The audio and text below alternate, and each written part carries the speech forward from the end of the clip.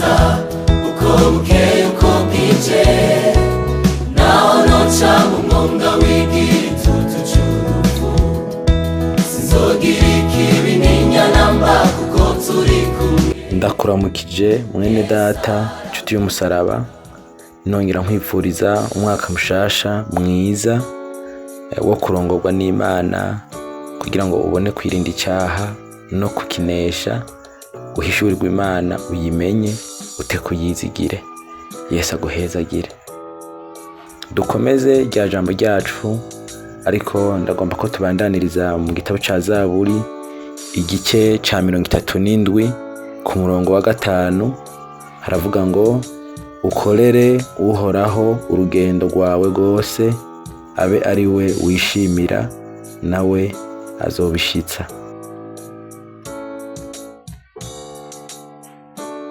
Ikintu nagomba kumenya mwene data nuko mu mibereho y'umuntu, umuntu agira ivyankenerwa vyinshi, umuntu agira ivyo akenera vyinshi, mbere bimwe akagerageza agakora ijoro n'umurango n'inkomezi ziwe zose n'umwete wiwe wose kugira ngo abishikeko.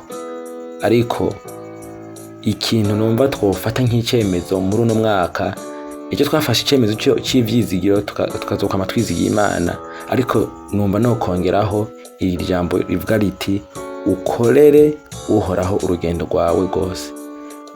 Imisi yose igize uno mwaka dutanguye, ushiremo icemezo mu mutima wawe kibaho giti nzokorera Imana, nzoyikorera neza urugendo rwanje rwose, kandi ucikorera mu kuri, uyikorere udafite ibyaha, uyikorere udafite umutima uhagaze, uyikorere atamanyanga arimwo, uyikorere uyizigiye.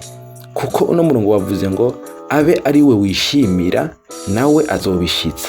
Azoshitsa ibiki? Azoshitsa vya vyankenerwa ufise mu mutima, vya bindi ukeneye, vya bindi ugomba ku Mana, ku buzima bwawe, bimwe ugomba kubizwa muri kazoza, kuri famiye yawe, ku bana bawe. Ni wagendera imbere y'uhoraho, akaba ari we wishimira, akaba ari we wizigira, akaba ari we ugira ivyirato vyawe, azobishitsa.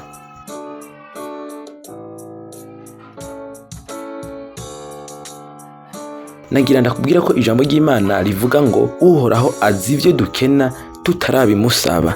Abantu bamwizera bakamukorera bakarondera ukugororoka kuruta ivyo kurya n'imyambaro, abo bantu ngo uhoraho arazi ivyo bakena batarabimusaba. Nico gituma iyo bariko barabandanira ukugororoka, acaza bya bindi dufata nk'inyongera ari byo vy'inyambaro n'imibereho akabibaha.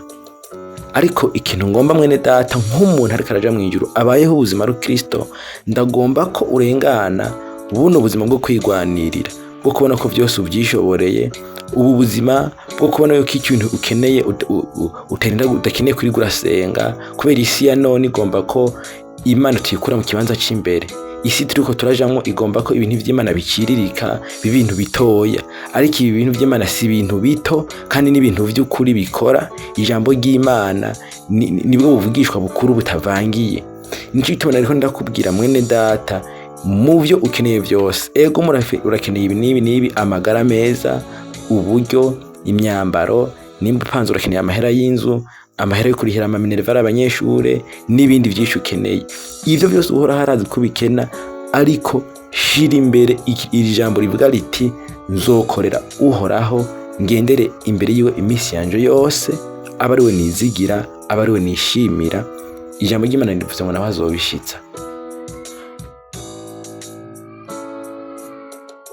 Kumwishimira, urashobora kumwishimira ati uhoraho niwe nkinzo yanje, niwe munezero wanje, niwe mahoro yanje, niwe vyose kuri jewe, ambereye uburinzi, niwe amvugira, niwe atuma nsa neza, niwe atuma nca mu maso, niwe atuma ngira ijambo mu bantu, byose ukavuga ati nishimiye Imana. Uhoraho ukamushira mu kibanza c'imbere muri vyose. Nico rino jambo rishatse kuvuga, nico nanye nshatse gusangira nawe kuri uno munsi. Umwami wacu Yesu Kristo akumpezagirire. Nagomba rero ko ubaho ubuzima wizeye, ubuzima bw'uwizeye vy'ukuri, n'ubuzima bw'umuntu afise ivyizigiro vy'ejo hazoza, ivyizigiro vy'ivyo twizere ko tuzobona Imana. Ivyo vyizigiro bikaba muri wewe, bigatuma ugenda nk'abizeye vy'ukuri, ntugende nk'uko abisi bose bagenda. Ryari ijambo ry'Imana, ndizeye ko uzogenda ubona intsinzi iminsi yawe yose igize uno mwaka, mbere n'iyo usigaje yose kumara hano mu isi, niwagendera imbere y'Uhoraho akaba ariwe wishimira, nawe azogenda ashitsa ivy'imigabo yawe yose. Umwami wacu Yesu Kristo akumpera umugisha.